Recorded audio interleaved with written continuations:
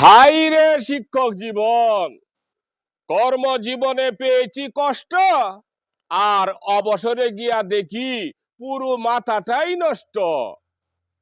ঋণে ভর্তি, মনে নেই ফুর্তি, দেহে অসুখ, সাথে মানসিক রোগ। ছেলে মেয়েদের বিয়ে, সব মিলিয়ে কি যে অবস্থা, এখনো সরকার নেই না ব্যবস্থা।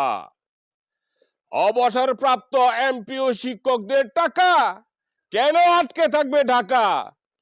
কর্তৃপক্ষ কবে হবে দক্ষ, যতদিন পর্যন্ত আমরা হব না শক্ত?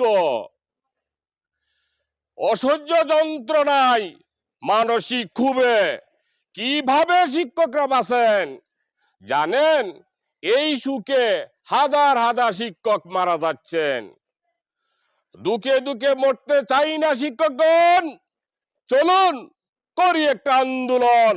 মরতে হয় প্রেস ক্লাবে মরবো, করতে চাই অনশন।